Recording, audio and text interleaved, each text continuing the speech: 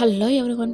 ఇంట్లో మనకు దోశ పిండి లేనప్పుడు కానీ, అప్పటికప్పుడు ఏదైనా టిఫిన్ చేసుకోవాలని అనుకున్నప్పుడు కానీ, ఇలా గోధుమ పిండితో అట్టు చేసుకోండి. చాలా టేస్టీగా ఉంటుంది. తప్పకుండా ట్రై చేయండి.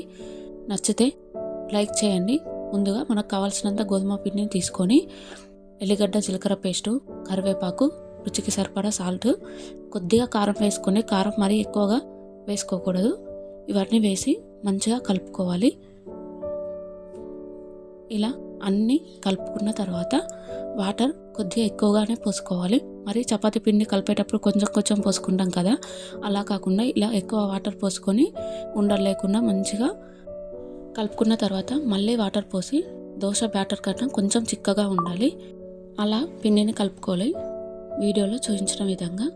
అంతే, ఒక 5 to 6 minutes వరకు అలానే ఉంచండి. ఇప్పుడు స్టవ్ వెలిగించి స్టవ్ పైన ప్యాన్ పెట్టుకొని, ప్యాన్ మంచిగా వేడైన తర్వాత ముందుగా ఆయిల్ని స్ప్రెడ్ చేసుకోవాలి. ఆయిల్ ప్యాన్పై స్ప్రెడ్ చేసిన తర్వాతనే అట్టు వేయాలి.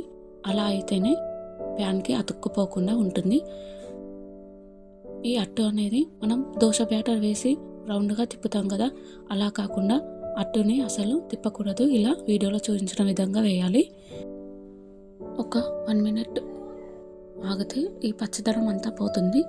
పచ్చిదనం అంతా పోయిన తర్వాత చుట్టూ కొంచెం ఆయిల్ స్ప్రెడ్ చేసి టర్న్ చేసుకోవాలి. అంతే, టేస్టీ గోధుమ పిండి అట్టు రెడీ. దీనిని అలానే సర్వ్ చేసుకొని తినచ్చు. అలా కాకుండా ఏదైనా కర్రీ ఉంటే దాంతో కూడా సర్వ్ చేసుకొని తినచ్చు. మీకు నచ్చిందనే అనుకుంటున్నాను. నచ్చితే please like, share, subscribe and comment చేయడం మాత్రం అస్సలు మర్చిపోకండి. Thank you so much.